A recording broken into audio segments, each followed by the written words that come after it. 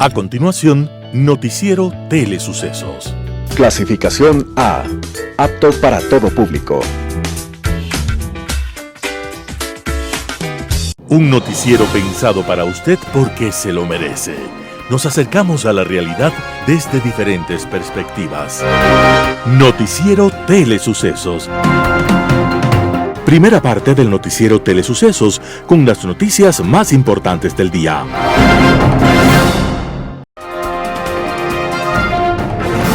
Un día como hoy. La noticia llegó de Europa como una bomba. Napoleón había invadido a España. El gobierno ibérico se tambaleaba y el imperio español parecía derrumbarse para siempre.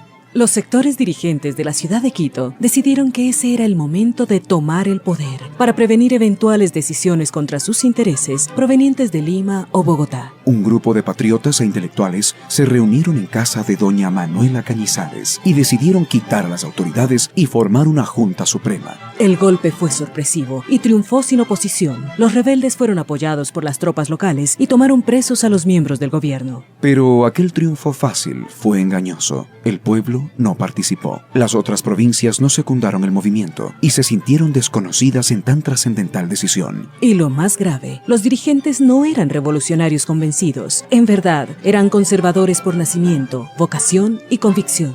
Y una revolución pensada, decidida y realizada por sectores tradicionalistas tendría que tener un final poco feliz. Y así fue. Un año más tarde, después de vacilaciones y actitudes erráticas de los dirigentes de aquella revolución, después de nuevos sometimientos al poder español, se desató una represión que el pueblo de Quito lloró amargamente. Aquel movimiento pionero, faro de los movimientos libertarios en América, sucedió un día como hoy, 10 de agosto de 1809. Y desde entonces y hasta siempre, inclusive en medio de las sombras de muchas noches, Quito es luz de América. Las principales noticias del día. Titulares. Time to Reset, la nueva campaña turística de Ecuador para atraer visitantes. Campo Amistad será adjudicado el 24 de octubre de 2023. Las mejores huecas del país llegan a Quito. En política internacional, segunda independencia, los editoriales serán de José Alvear Arauz, el viejo enemigo del dólar, Carlos Alberto Reyes, un no rotundo. Noticias del día. Time to Reset, la nueva campaña turística de Ecuador para atraer visitantes. La campaña Time to Reset en Ecuador, Tiempo de reiniciar en Ecuador, fue presentada este martes por el Gobierno Nacional con el fin de posicionar al país como destino turístico y establecer una industria de turismo más competitiva. El lanzamiento de la campaña de promoción internacional se desarrolló en el marco de la política gubernamental Más Ecuador en el mundo y Más Mundo en el Ecuador. El sector turístico genera más de 500,000 de empleos y dinamiza 52 actividades productivas en el país, se indicó. La campaña, que es 100% virtual obedeciendo a las demandas actuales, tiene una inversión de 1.85 millones de dólares y está dirigida a personas de 30 años de edad en promedio. Está compuesta por 50 microvideos que serán difundidos en redes sociales. Los mercados priorizados son Estados Unidos, Canadá, Gran Bretaña, Alemania y España, explicó el ministro de Turismo Niels Holsen, países de donde proviene el 49% de los viajeros que arriban al Ecuador. El concepto se enfoca en resaltar la megadiversidad del país, que nunca deja de sorprender a sus visitantes, quienes descubren en el Ecuador el amor por la naturaleza, se recargan de nuevas energías, viven experiencias únicas y sueñan rodeados de paisajes increíbles. Según el Ministerio de Turismo, esta acción se suma a otras que esta administración ha implementado para reactivar y fortalecer el sector. Así, Ban Ecuador ofrece créditos al 5% dirigido a emprendedores y empresarios del turismo. Se eliminó el impuesto a la salida de divisas ISD, beneficiando a las aerolíneas. Asimismo, se suscribió el acuerdo de cielos abiertos para que viajar sea más asequible. Se agrega que gracias a ello actualmente la industria del turismo es la que mayor crecimiento registra, ocupando el tercer puesto en las industrias de exportaciones no petroleras y mineras, después del camarón y el banano. El campo Amistad será adjudicado el 24 de octubre de 2023. La petrolera estatal Petroecuador prevé adjudicar el contrato de servicios específicos con financiamiento del campo de gas natural Amistad, ubicado en el Golfo de Guayaquil, hasta el 24 de octubre de 2023. La empresa adjudicataria estará a cargo de una campaña de perforación en este campo de gas natural que incluye 4 pozos exploratorios y 3 de reacondicionamiento. El contrato será de 15 años y prevé que el Estado pague una tarifa por el gas incremental extraído. El proyecto prevé una inversión de $173 millones, con lo que se prevé que la producción pase de los actuales 21 millones de pies cúbicos al día hasta 77 millones de pies cúbicos al día.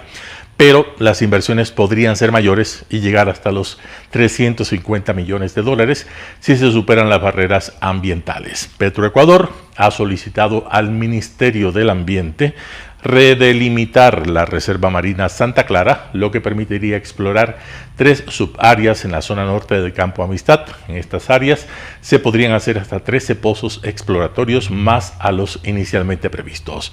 De lograr la aprobación del Ministerio del Ambiente, la producción del campo Amistad podría llegar hasta los 150 millones de pies cúbicos al día.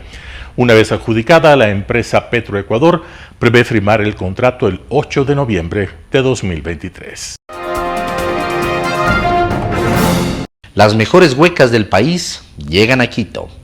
Lo mejor de la comida tradicional y típica de Quito y el Ecuador se concentrará en la Feria Gastronómica y Cultural Hueca Fest 2023, que por segunda ocasión se llevará a cabo en la capital del centro del mundo, en el Parque Bicentenario, este 10, 11, 12 y 13 de agosto del 2023.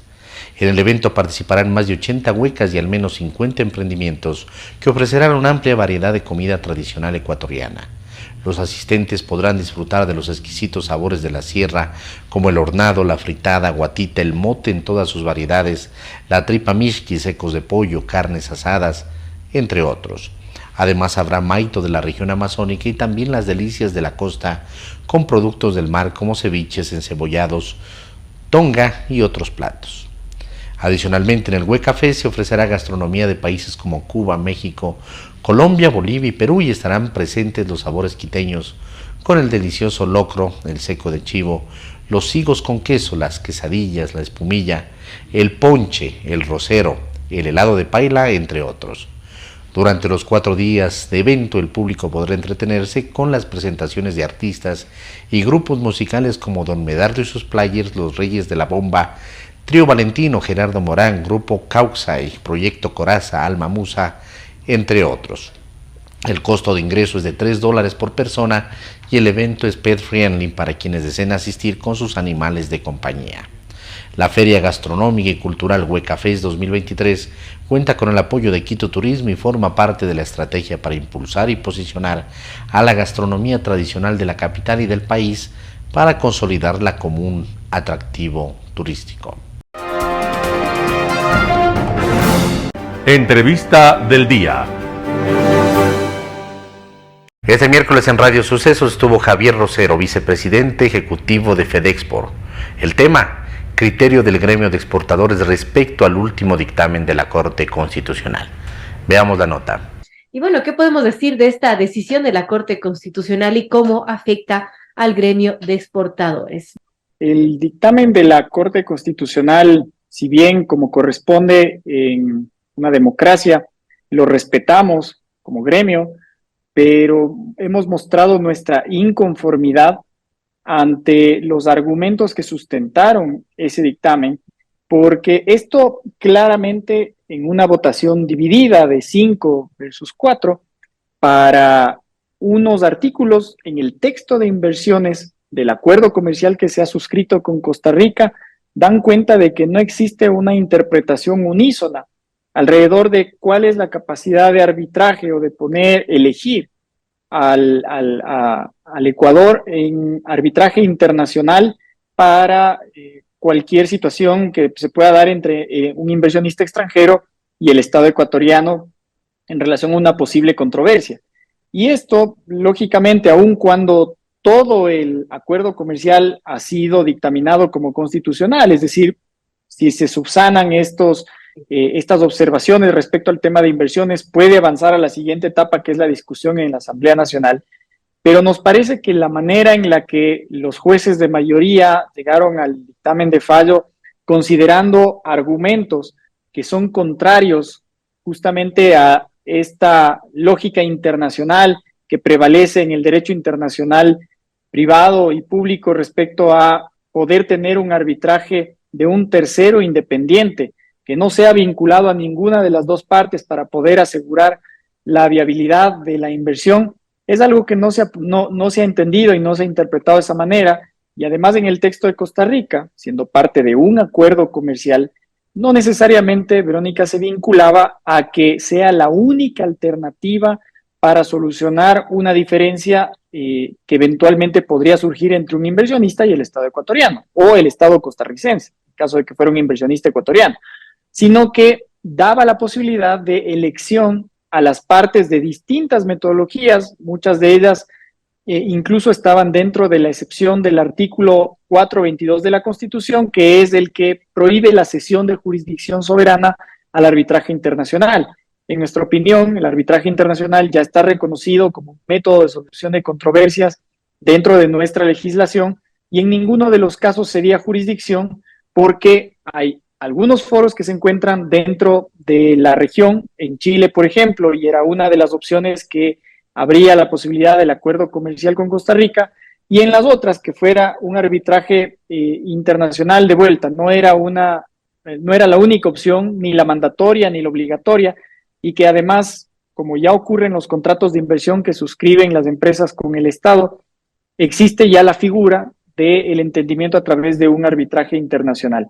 Pero de todas maneras, ya en una perspectiva más amplia y mirando hacia adelante, Verónica, esto tiene un efecto de desgaste, en nuestra opinión, de la seriedad del país a nivel internacional, porque esto nos va a obligar a tener que replantear algunos términos con Costa Rica, y no solamente ahora con Costa Rica, sino probablemente en algunas negociaciones en donde la expectativa sea incorporar un componente de inversiones, y por lo tanto, en nuestra opinión, lo que restará será ya tener una discusión profunda de país respecto a modernizar la discusión jurídica e institucional jurídica alrededor de qué queremos realmente como país si queremos captar inversión extranjera directa.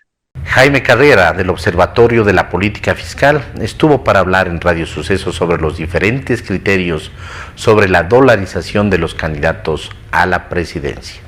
Veamos a continuación la nota. ¿Qué implicaría la ecuadolarización si es que llega a darse esta propuesta, si es que llega a ganar el correísmo y bueno, se cristaliza esta propuesta que hace el candidato Andrés Arauz? Bueno, la propuesta de Arauz significa salir de la dolarización. Recordemos que cuando el sucre se destruyó en el 1999, se destruyó porque el Banco Central emitía sucres a raudales, ¿no? Y había inflación y los salarios se deterioraron y no se pudo mantener la estabilidad económica y vino el dólar. Ya llevamos 23 años de dolarización y es obvio que en dolarización no se puede emitir dólares, ¿no? Por eso destruimos el sucre, porque la emisión de sucres llevó al fracaso del país y la dolarización simplemente no admite ningún mecanismo para emitir dólares. Y lo que propone este candidato y esta corriente ideológica que está en las elecciones es prácticamente crear una moneda paralela, hacer que usted, yo, quienes nos escuchan, no tengamos dólares en nuestras cuentas, sino que tengamos una moneda interna que se llame Ecuador o como quiera llamarse, y que con esa tratemos de funcionar. Entonces automáticamente la dolarización se va a desaparecer, porque cada persona tendría una cuenta con una moneda nacional, como quiera que se llame, ya no manejaría dólares. Y cada empresa, cada persona, todas las transacciones se harían en esa moneda nacional, y esa moneda nacional se devaluaría, como se hizo con el sucre, las personas serían más pobres, y el dólar desaparecería. Entonces es una forma de liquidar la dolarización. Lamentablemente estas propuestas no deben tener ninguna cabida en el Ecuador. Es el camino a la pobreza, a la gente, a la inestabilidad económica. Vea usted que cuando teníamos el Sucre, subía la inflación, los precios subían, las personas perdían su poder de compra y se volvían más pobres, ¿no?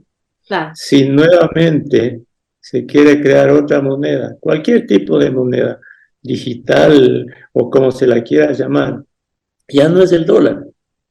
Y el dólar es lo que le permite a las personas mantener el nivel de compra de sus sueldos, le permite comerciar, le permite endeudarse en un televisor, en un vehículo.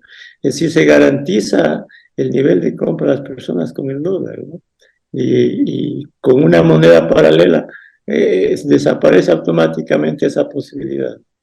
Claro, lo que nos menciona don Jaime Carrera es que el Estado absorbería nuestros dólares, ya no tendríamos dólares en nuestras cuentas y recibiríamos a cambio otra moneda, que sería este ecuadólar o como se llame. ¿Y qué pasa, por ejemplo, si queremos ir al banco y cambiar? Recibiríamos también esta moneda de pago que solo tiene validez en el territorio nacional. Sí, es decir, prácticamente es como tenemos esas monedas sueltas nosotros, ¿no? 50 centavos de dólar, etcétera, que valen solo para el interior del Ecuador, no valen afuera. Entonces, automáticamente perderíamos la posibilidad de tener dólares y garantizar el poder adquisitivo de nuestros salarios. Y habría un dólar para una moneda paralela que se devaluaría constantemente, como teníamos de Sucre, y bueno, la gente estaría cada vez perdiendo su poder adquisitivo, pero hay algo más, porque el momento en que se trate de implantar este tipo de monedas, cualquiera que se llame, hoy es otra época, y las personas que ya estamos acostumbrados al dólar, ¿qué harían? Irían a los bancos a retirar sus dólares. Claro. Y habría una corrida bancaria y todo el sistema económico colapsaría. En Impacto Informativo estuvo Fernando Benalcázar, ex viceministro de Minas, el tema del que habló: consultas populares del Chocó Andino y del ITT. Veamos la nota. En efecto, el día de ayer yo creo que fue una gran iniciativa del propio ministro Fernando Santos y sus 3 viceministros, 2 viceministros y el viceministro encargado, para invitar a más de 30 gerentes y representantes de empresas petroleras, mineras, energéticas y de cámaras, gremios y asociaciones vinculadas a esos 3 sectores. Se puso sobre la mesa, a grosso modo, la intención del gobierno de tomar ciertas acciones frente a esa decisión de la Corte Constitucional. Inclusive estuvo ahí presente el secretario jurídico de la presidencia, y hubo un intercambio de ideas, una serie de puntos que algunos representantes discutimos, pusimos sobre la mesa, y lo más importante, creo que quedó claro que hay una coherencia y una alineación en la preocupación real del impacto que esto trae más allá de los 3 sectores, porque recordemos que el impacto va a cualquier sector de inversión y en cualquiera de las áreas, pueden ser desde salud hasta infraestructura básica y demás. Me imagino que se le dijo a los ministros y al secretario jurídico de la presidencia qué es lo que el gobierno va a hacer, porque hasta el momento no ha pasado de rechazo, ¿no? Hechos públicos a través de los medios de comunicación. Sí, en ese momento, el día de ayer, esto fue en la mañana, primera hora de la mañana, fueron cautos, no pusieron mayores detalles de cuál eran las acciones de las iniciativas, pero quedó claro y transparente que iba a haber una respuesta y una acción de inmediato desde el gobierno a través de la Secretaría Jurídica de la Presidencia, porque recuerde usted que le notifican a la Presidencia de la República, al Ministerio del Ambiente y a la Procuraduría General del Estado. Los 3 en un término de 15 días, para que las audiencias nos entiendan, después de 15 días laborables, eso significa término, después de 15 días laborables tienen como máximo para presentar y descargar cualquier justificación específica que dé la constitucionalidad que el decreto ejecutivo 754 tenía. Eso fue el día de ayer. Al final del día y a comienzos de este segundo día quedó ya en evidencia desde la Secretaría Jurídica de la Presidencia, es decir, desde la Presidencia de la República, la presentación formal de una solicitud de revocar de manera inmediata la medida cautelar. Se le ha pedido a la Corte Se ha pedido a la Constitucional Corte la revocatoria. ese documento ha circulado ya. Es increíble todo lo que es público ahora en redes, está en cuestión de minutos, por no decir en horas. Mucho menos. Y es un documento absolutamente muy bien estructurado, con cientos de páginas de anexos, y el documento clave llega casi a las 60 páginas, pero es muy claro en hacer la solicitud de revocatoria. Y en todos los considerandos y los antecedentes pone, reitero, en evidencia que es a todos los sectores. Algo que me gusta, pero muy claro y preciso, es que el tribunal que puso esta suspensión temporal es cuestionado cómo es que con solo 2 ejemplos que se basan en hechos relatados por los medios, por 2 plataformas informativas, sirven de base estos 2 exclusivamente de procesos de consulta ambiental en marcha en el sector minero, para generalizar y no considerar que hay 174 proyectos adicionales, entiéndase 176 incluidos esos 2, cuyos procesos de consulta ambiental, como paso previo, requisito indispensable para las obtenciones de las licencias ambientales, se ven afectados. Inclusive en un informe técnico se hace referencia como una cita, como un ejemplo, que la afectación de 2.020 millones de dólares de inversión en este informe técnico de proyectos varios en sectores diferentes al minero, pueden traer impactos que involucran cientos de miles de empleos en las cadenas de empleos directos e indirectos, en las cadenas de producción de bienes y servicios, etc. En el programa Quito TV estuvo el economista Pablo Lucio Paredes, director de Economía de la Universidad San Francisco de Quito, y nos va a hablar acerca de la propuesta de la Comisión de Reformas al Instituto Ecuatoriano de Seguridad Social. Tenemos la presencia el día de hoy de Pablo Lucio Paredes. Vamos a hablar además un poco de lo que se ha venido desarrollando dentro de lo que es el sistema, o mejor dicho, esta comisión que estudió todo el tema del sistema de pensiones dentro de lo que es el IES. Pablo Lucio Paredes es profesor de la Universidad San Francisco de Quito, ex asambleísta constituyente en el 2008, ¿no? 2007, la Constitución del 2008, ajá, correcto, empresario, autor de libros, de programa de televisión, tanto tiempo lo vimos en la televisión, además de una manera tan didáctica de expresar el tema de la economía, tan casera de esa economía, apegado a la, así es, ¿no? Intereses, economía, literatura, ciencia y futbolista frustrado, dice dentro de lo que es el Twitter, pero también tiene futbolista estudios apasionado sobre todo. No, en física nuclear también tengo entendido. Estudié física un primero, poquito antes de la economía. Sí. Bueno, bienvenido, ¿cómo está? Se hace lo que se puede en la vida, se va haciendo cosas y se va caminando como se puede. Así es. Pablo Lucio, un gusto tenerlo con nosotros aquí. Se ha venido hablando en los últimos días, sobre todo por esta comisión que se creó precisamente para revisar lo que es el sistema de pensiones del Instituto Ecuatoriano de Seguridad Social, porque además todo lo que se dice, todo lo que se genera como noticia, por supuesto, causa expectativa, causa temor, causa sorpresa dentro de las personas que estamos en una relación sobre todo de dependencia, que aportamos al IES y vemos a veces con preocupación, con susto, desde el desconocimiento, qué es lo que está pasando o cuándo tenemos que jubilarnos, qué pasa con nuestros años de aporte, sobre todo para personas como tú que están bien lejos de la jubilación. Por todavía. Eso. Son casi niños todavía. Son casi niños, bueno, aunque ya aportamos varios años. Se creó esta comisión. ¿Cuál fue el fin, el objetivo precisamente de esta comisión? A ver, primero, el fin no era analizar solo el tema de la jubilación IES, sino en conjunto de la problemática de jubilación en el Ecuador. Correcto. Porque eso incluye el seguro social campesino, los fondos de reserva, el fondo de cesantía, la jubilación patronal, etcétera, etcétera, que es un poco más que solo el IES de jubilación, ¿no es cierto? No hemos tocado el tema de salud, que es tremendamente importante, simplemente porque en 6 meses no se puede hacer todo, segundo porque no somos conocedores del tema, y tercero porque nadie nos ha pedido que lo hagamos. Así es.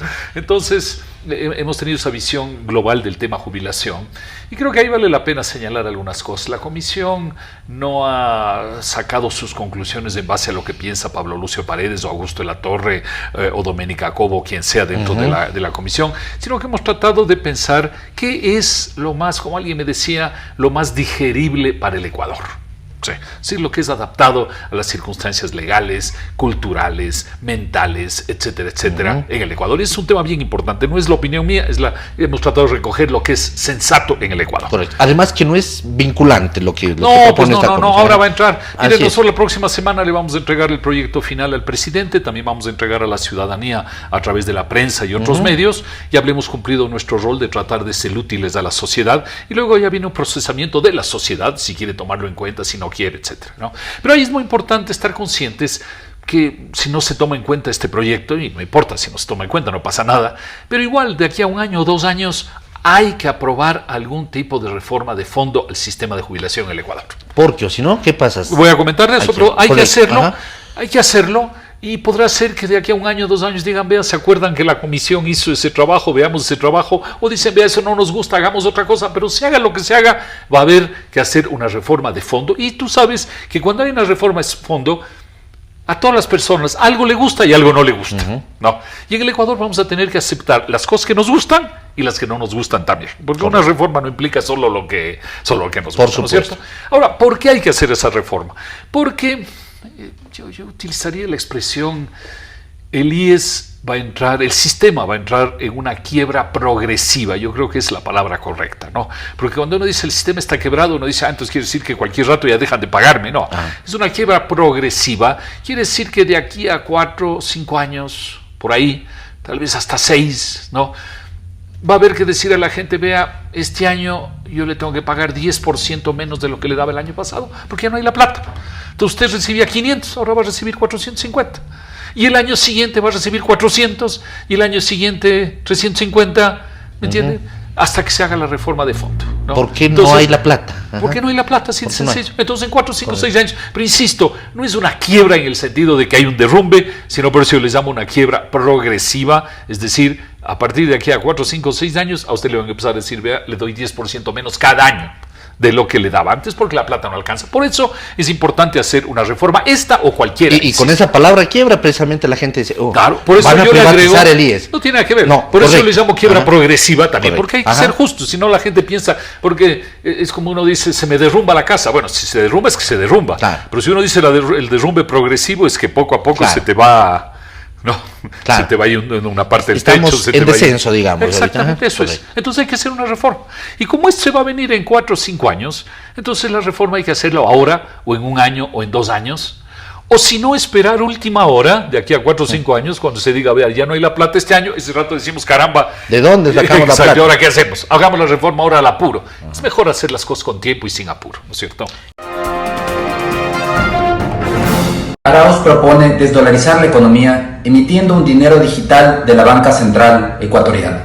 Lo que propone Arauz es lo mismo que los medios de pago digitales de los bancos. De ninguna manera.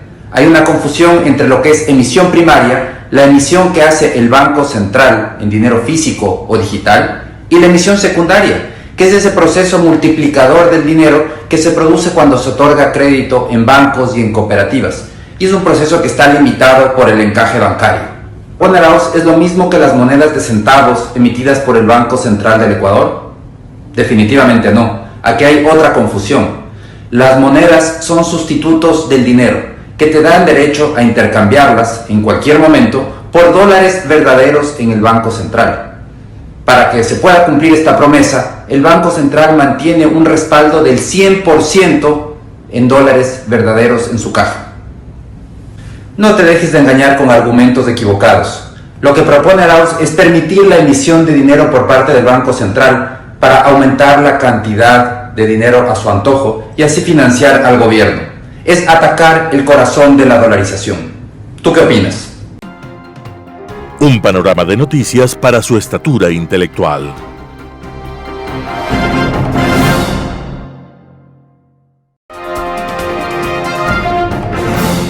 Global Hoy con Alan Cate. Segunda independencia. La conmemoración del Día de la Independencia de Bolivia el 6 de agosto pasado ha dejado en ese país un regusto amargo tras el discurso de su máxima autoridad, el presidente de la ex República de Bolivia, Luis Arce, ante la legislatura. El discurso ha sido utilizado en buena parte de su extensión en establecer a través de unas estadísticas extrañamente interpretadas unos antecedentes y diferencias entre varios gobiernos anteriores a los del MAS y los de este respecto del narcotráfico y producción de coca en Bolivia, seguramente por algunos casos recientes que sitúan a Bolivia tanto como país de tránsito de la droga como uno de producción, lo que ha hecho saltar las alarmas regionales por el creciente poder de los narcotraficantes y del consumo interno en países limítrofes, como Paraguay, Brasil y Argentina, principalmente, así como de exportaciones a gran escala de cocaína a Europa. Arce afirmó que las 17 toneladas de cocaína incautadas hace un tiempo en operativos multinacionales eran equivalentes a un similar operativo en un gobierno anterior, cuando no gobernaba el MAS, de 4 toneladas y de otro respecto de un avión con droga. Al parecer, las muy elogiadas capacidades matemáticas del presidente Arce, que fuera ministro de Finanzas de Bolivia durante los gobiernos de Evo Morales, durante la época de la gran bonanza económica boliviana por la explotación del gas para su venta regional, con el consiguiente ingreso de divisas para el país, le han jugado una mala pasada, pues no se requieren mayores ecuaciones para darse cuenta de que entre 17 y 4 hay una relación de 4 a 1, una diferencia que un estudiante de cuarto grado podría establecer.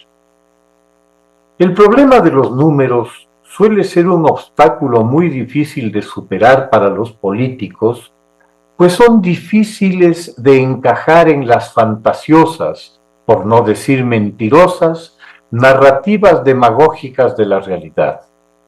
Su manipulación apuesta, como es obvio, a la pésima educación de jóvenes y niños, desmantelada en toda la región para ser convertida en adoctrinamiento político e ideológico. En ese patético universo de unos slogans delirantes, los números puros y duros siempre se convierten en una piedra en el zapato para ese discurso lleno de palabrería rencorosa y banal. Seguramente al presidente Arce se le habrá olvidado que en el año 2017 el entonces presidente Morales dictó un decreto refrendado por la mayoría que ostentaba en el legislativo en aquel momento para duplicar el área para la producción legal de hoja de coca en Bolivia, pasando de 10 a más de 20.000 hectáreas de cultivo, pese a que varios estudios habían establecido fehacientemente que el área que se requería para satisfacer la demanda interna de hoja de coca, principalmente en el altiplano, por su ayuda contra los efectos de la altitud, no excedía las 7.000 hectáreas. No es probable ni creíble que un aumento de tal proporción se haya destinado a usos en jardines o parques como planta ornamental o decorativa. El entonces presidente Morales, que históricamente ha sido y es aún hoy el líder del poderoso sector cocalero del Chapare en las tierras bajas bolivianas, fue quien impulsó esta expansión. Y nuevamente, las matemáticas le juegan otra mala pasada al presidente Arce. Pues si 7 es lo requerido y 21 lo producido, algo se estará haciendo con el 66% de la producción de hoja de coca en Bolivia en exceso de las necesidades locales ancestrales. Así lo demuestra la presencia en el país de poderosas bandas narcotraficantes que aparentemente estarían ya entrando a la fase de elaboración industrial de pasta base y su refinación para obtener cocaína, y no solo la del transporte desde el Perú. Parecería que el reciente y vergonzoso escándalo generado alrededor del juego del gato y el ratón con el narcotraficante uruguayo Sebastián Marcet, con clara ventaja para el ratón, que escapó de todos los intentos de las autoridades bolivianas para detenerlo, dejando un burlón mensaje de agradecimiento al máximo jefe de la policía por haberle facilitado la fuga, ha significado un duro golpe para el prestigio del gobierno de Arce, lo que explicaría el tiempo dedicado en su discurso a un tema que poca relación tiene con la celebración del Día Nacional. El resto del discurso tuvo también un fondo económico, citando el presidente unos logros que de cara a lo ocurrido hace poco, con los masivos retiros de dólares por la población y la delicada situación de la reserva monetaria, parecerían corresponder a algún otro mundo. Las cifras de crecimiento económico y baja del desempleo contradicen cruelmente el mérito que pretende atribuirse Arce por el crecimiento de las remesas que envían a sus familias los bolivianos que han debido dejar, extrañamente, un país boyante, al decir del presidente, para buscarse la vida en alguna otra parte. El expresidente Morales no tardó en señalar este cínico autobombo que hiciera Arce a costa del sufrimiento de ciudadanos bolivianos obligados a emigrar por falta de oportunidades. Habló también acerca de la necesidad de estar alerta de unas ambiciones inciertas por las materias primas bolivianas que no se sabe muy bien a quién se refieren, pues de lo que se conoce, el litio boliviano, que pasaría a ser la nueva tabla de salvación de la economía tras haber conseguido quebrar la producción del gas, ya está adjudicado a un grupo de empresas chinas y rusas que lo van a explotar con sus cuidadosos estándares de calidad y protección ambiental, como lo han demostrado gestionando Chernobyl, por citar un ejemplo. Según Morales, quien ha impulsado estos acuerdos ha sido nada menos que el hijo del presidente Arce, en lo que sería un caso de tráfico de influencias al más alto nivel. Y es que la pugna por el poder de cara a las próximas elecciones han logrado que salgan a la luz poco edificantes acciones de las más altas figuras del socialismo en Bolivia. Como se dice, enojados los compadres, se dijeron las verdades. También se refirió Arce a una segunda independencia, sin saberse muy bien a qué se podría referir, pues obviamente su partido en el poder por 20 años no la ha querido hacer. Ojalá se refiriera, aunque las dudas son mucho mayores que las certezas, a una en la que la corrupción gubernamental se persiga y no se aliente, sembrando más coca, haciendo lobby por ser parte del entorno presidencial o ayudando a fugar a delincuentes. Alcanzar una segunda independencia con una justicia que no encarcele a sus opositores como la mejor forma de acallarlos, sería también un paso, poco probable por cierto, en dirección correcta.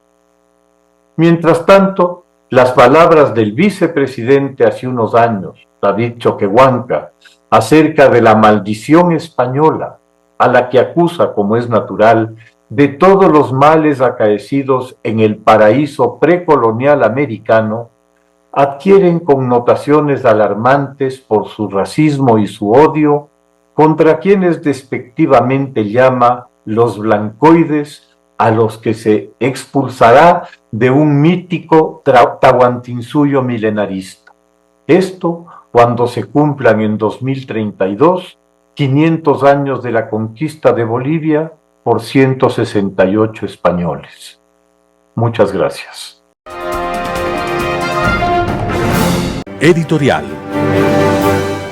Arauz, el viejo enemigo del dólar. Artículo de José Alvear publicado en Diario La Hora. Ecuadolarizarnos es la nueva y brillante idea del candidato del correísmo Andrés Arauz. Sí, el viejo enemigo del dólar. Más allá de causarnos chiste y ser la nueva cantinflada del correísmo, representa un peligro real para la economía del país. Esa idea descabellada asusta a los inversores y eso ya no es gracioso para un país en crisis como el nuestro. Las cantinfladas del candidato podrían generar afectaciones a los mercados internacionales e incluso afectar los bonos de deuda del país y que se eleve más el riesgo país. Ahora dice que su idea no es desdolarizar, pero ¿cómo entender la convertibilidad electrónica de la que habló? Claramente señaló que se refiere al uso de un medio de pago electrónico dentro del país y que los dólares físicos sean usados solo para transacciones internacionales. ¿Y eso no es desdolarizar? Absurdo fue comentar que el modelo argentino, país golpeado por la hiperinflación gracias a los irresponsables manejos económicos de los socialistas, sería ideal para implementar en el país. Arauz es una amenaza para el Ecuador y es un capítulo digno de ser incluido en una de las obras del escritor español Ricardo Moreno Castillo, Breve Tratado sobre la Estupidez Humana. Arauz no entendió que la dolarización es una política de Estado exitosa que nos devolvió el poder adquisitivo. Intentar revertirla generaría la quiebra del sistema productivo, aumentaría el desempleo y la migración. Este 20 de agosto debemos castigar en las urnas a la casta de políticos que busca su propio beneficio, aquel personaje que busca rompernos las piernas con un Estado intervencionista y controlador, envidioso de aquel que prospera con sacrificio. Artículo de José Alvear publicado en Diario La Hora. Un no rotundo. Carlos Alberto Reyes, El Expreso. Cada vez está más cerca de la consulta popular y no hay un horizonte claro de los resultados. Aquellos ecuatorianos que buscan poner fin a la extracción del petróleo en el bloque 43 del Parque Nacional Yasuní, también llamado bloque 43 ITT, parece que no tuvieran claras las repercusiones negativas que esto traería al país en todos los ámbitos posibles. El 20 de agosto hay que votar un no rotundo. Lo contrario sería devastador para la economía del Ecuador. La explotación del Yasuní es un tema complejo y controvertido que ha sido objeto de debate en el país a lo largo de más de una década y que ahora se torna el centro de atención en medio de una campaña electoral en la cual pocos candidatos se atreven a tomar una posición en firme, pues saben que el hueco fiscal que se produciría de ganar el sí repercutiría en el incremento de impuestos, la eliminación de subsidios o el recorte de gastos, medidas tan poco populares como el apoyar el no. En el año 2022, los ingresos netos de la explotación del petróleo fueron 1.200 millones de dólares. Estos recursos van dirigidos a la inversión en educación, salud, infraestructura y seguridad. Sectores que requieren de inversiones fuertes en el Ecuador que, de detenerlas, causarían una contracción fuerte en la inversión pública. La incertidumbre que genera el advenimiento de la consulta popular ha disparado nuevamente el riesgo país, llegando a ubicarse en niveles que superan los 2.000 puntos, destronando a Argentina y ubicándonos únicamente por debajo de Venezuela.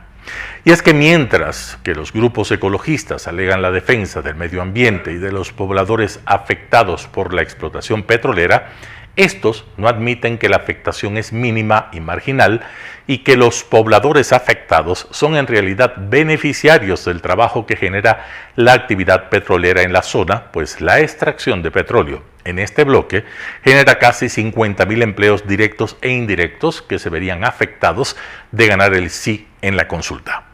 Aquello sin considerar que la clausura del bloque 43 implicaría botar a la basura la inversión ya realizada que bordea los 1.900 millones de dólares y demandaría invertir aproximadamente 500 millones de dólares en la clausura de los mismos. Esto equivaldría en valor y en despropósito a decidir dejar abandonada la inversión realizada en el metro de Quito, por ejemplo. En lo jurídico, si gana el sí, el precedente que se sienta resultaría nefasto, pues se da a entender que ninguna inversión que se haga en el país está segura si además se deja la decisión en manos del pueblo ecuatoriano. De ganar el sí, los grupos ecologistas no pararán hasta conseguir el cese de toda operación petrolera en el país, así lo declaran los mismos Yas Unidos. Este es solo el comienzo, la primera ficha del dominó que de hacerla caer hará caer al resto que le sigue sin dejar siquiera uno en pie. No podemos darnos el lujo de prescindir de la actividad petrolera y extractivista. En un país con ingentes necesidades de alimentación y de salud, sitiado por la inseguridad, acosado por el desempleo, amenazado con un fenómeno del niño por venir, de ganar el sí, no importará quién llegue al Palacio de Carondelet, la suerte estará echada. El no es la única opción viable por la que hay que votar. Carlos Alberto Reyes, El Expreso. Noticias internacionales. Aumentan casos de COVID-19 en Estados Unidos. La variante eje 5, también conocida como Eris, representa en estos momentos la mayor proporción de nuevas infecciones por COVID-19 en Estados Unidos, estimaron los CDC. Varias ciudades del país han reportado el incremento del virus en meses. Los casos que estamos viendo en estos momentos, que están aumentando, las hospitalizaciones, están relacionados a varios factores. Uno es que una nueva subvariante está circulando, que es la variante Erin, y se está observando no solo en Estados Unidos, sino también en otros países de Europa, incluyendo el Reino Unido. Expertos dicen que eje 5, una de las variantes de Omicron, es una de las modalidades de más rápido crecimiento en el mundo, gracias a lo que podría ser una mutación levemente beneficiosa. Todas estas variantes son descendientes de la cepa XBB, contra la cual se rediseñarán las vacunas COVID-19 de este otoño. Lo importante aquí es estar vacunado y estar al tanto de las vacunas nuevas y no tenerle temor al desarrollo de una vacuna nueva. A partir del viernes pasado, se proyecta que el 17% de los casos de COVID-19 en todo el país serían causados por eje 5. Pues mira, sí hay muchos casos de COVID-19 y hemos visto pacientes que se infectan y a la 1 o 2 semanas vuelven a caer con el virus. Nosotros, el Instituto de Investigación nuestro aquí en Washington, D.C., estamos dando apoyo con el medicamento asociado para el virus. Los funcionarios han dicho que los síntomas y la gravedad de estas cepas han sido en gran medida similares, aunque reconocen que discernir los cambios en el virus se está volviendo cada vez más difícil porque la vigilancia del virus es ahora más laxa. En Nagasaki se conmemoraron los 78 años de la bomba atómica que arrasó la ciudad japonesa. Se cumplen 78 años del ataque nuclear que arrasó Nagasaki. El 9 de agosto de 1945, una bomba atómica fue arrojada sobre la urbe japonesa por el ejército estadounidense. Nagasaki recordó este miércoles la tragedia en una ceremonia más modesta de lo habitual a causa de un tifón convertido en tormenta tropical. A las 11:02, hora exacta en la que explotó la bomba, hubo un minuto de silencio. El primer ministro de Japón, Fumio Kishida, no pudo desplazarse a la ciudad, pero destacó en un mensaje por vídeo la creciente dificultad de lograr un mundo libre de armas nucleares.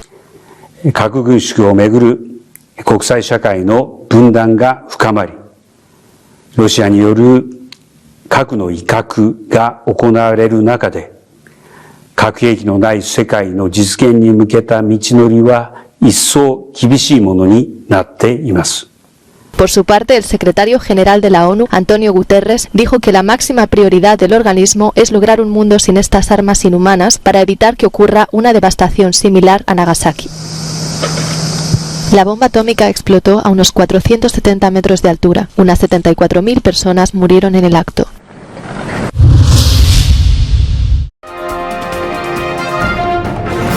Clima extremo en Portugal y España, una temperatura récord de 46.4 grados centígrados y varios días en los 40 grados centígrados. En la región de Odemira, en el sureste de Portugal, cerca de 1.000 bomberos luchan contra un incendio forestal. Hasta el momento han ardido unas 7.000 hectáreas, según las estimaciones de las autoridades. Como medida de precaución, más de 1.400 personas tuvieron que ser evacuadas de varios pueblos y un campamento el lunes hasta este martes. Portugal se ha visto afectado recientemente por altas temperaturas. En Santarém, a unos 80 kilómetros al noroeste de Lisboa, se batió el lunes el récord de máxima temperatura en lo que va de año, 46,4 grados. Por su parte, España vive su tercera ola de calor y lucha también contra varios incendios forestales. Una de las regiones afectadas por las llamas es Extremadura, donde en la provincia de Cáceres un incendio ha quemado unas 300 hectáreas. Y nada, y aquí estamos, hemos alojado a los clientes en un hotel de Valencia de Alcántara, y aquí estamos preocupados y con la angustia porque tenemos una masa forestal enorme, unos alcornoques centenarios, y nos da mucha pena. Por los animales, tenemos vacas y pues eso, preocupa por ello. Estamos intentando reunirlas en sitios donde no arde, para eso, para estar más tranquilos del incendio. La Agencia Estatal de Meteorología de España indicó que las temperaturas seguirán subiendo al menos hasta este viernes, con algunas zonas del sur de Andalucía alcanzando los 44 grados.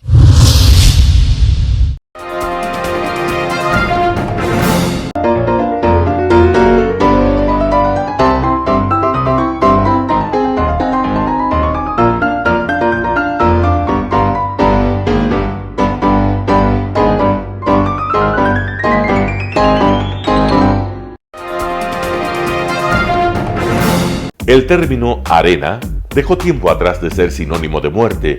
Hoy es un espacio de vida, de desarrollo de una de las actividades básicas del comportamiento humano, el deporte, que quizá, como ninguna, moviliza sentimientos y emociones, elimina como principio la violencia, intereses personales, trampas, desunión e intrigas. El deporte, con sus valores, solo deberá entregar mensajes de bien para mejorar las actuales estructuras sociales y políticas en deterioro en las que vive nuestro país. Hoy entregamos a nuestra audiencia de la ciudad de Quito deportes, y en especial a la parroquia de Calderón, uno de los sectores populares de mayor desarrollo de la ciudad, con una población estimada en 1 millón de habitantes que están en contacto diario con el canal 29 UHF, presente con sus instalaciones deportivas en Llano Grande, su centro de gravedad. Telesucesos, desde nuestro estudio principal y en el de Arena Telesucesos, es el único medio de televisión que transmite de lunes a viernes 4 horas diarias de diversos eventos y novedades deportivas: el ecuavóley, básquet, tenis de mesa, halterofilia, taekwondo, esgrima, box, cachascán, gimnasia olímpica. Pueden ser observados en Canal 29 UHF y en todas las redes sociales en su televisión, sin ningún costo, desde la comodidad de su hogar, en nuestro canal y en las redes sociales. Arena Telesucesos es el escenario en donde el deporte tiene vida. Nuestros invitados y jugadores están en la cancha junto a usted y como nunca antes en la pantalla de su televisor, acercándole a un espectáculo inolvidable de luz, color y fiesta. Por fin usted encuentra el deporte que practica y que nunca es transmitido ni considerado por otros medios de comunicación con la importancia que nosotros le damos. El ecuavóley es el gran protagonista en una cancha con todos los estándares y comodidad para su práctica. Es el único deporte ecuatoriano con partida de nacimiento ecuatoriana. Somos inéditos, nos acercamos al deporte popular de nuestra gente que comparte nuestros esfuerzos. En Arena Telesucesos, aparte del atractivo de los eventos deportivos que transmitimos con nuestra señal a los televisores de su hogar, también entregamos muchos de los valores que encierra el deporte y en especial privilegiamos nuestra identidad nacional en el ecuavóley, jerarquizando su presencia como el deporte con partida de nacimiento en nuestro país. Telesucesos no solo entrega en su programación de deportes un espectáculo, sino que impulsa, privilegia y exige a quienes participan que sean parte de los valores y méritos que el deporte encierra: esfuerzo, superación, perseverancia, respeto, solidaridad, compañerismo, disciplina, puntualidad, sana competencia, honradez en la cancha y fuera de ella. La práctica deportiva siempre generará beneficios positivos para su cuerpo y entregará salud estable, pero refuerza además la identidad personal y premia siempre el éxito conseguido. Estamos entregando a nuestra ciudad con Arena Telesucesos un esfuerzo más de un medio que es fiel a su identidad y que a través de sus contenidos de salud, cultura, opinión calificada y ahora deportes, pretende difundir lo que, aparte del entretenimiento, requiere nuestra gente. Lo hasta ahora realizado está hecho con mucho esfuerzo, pasión y el entusiasmo de nuestra parte, de nuestros empleados, trabajadores y pequeños empresarios que creen en nuestras motivaciones. Hemos dado los primeros pasos para este proyecto que seguiremos haciéndolo gracias a ustedes. Telesucesos, el canal de televisión siempre inédito. El noticiero Telesucesos es retransmitido de lunes a viernes a las 7 horas por Radio Planeta Sur 106.1 FM de la ciudad de Loja. Noticiero Telesucesos.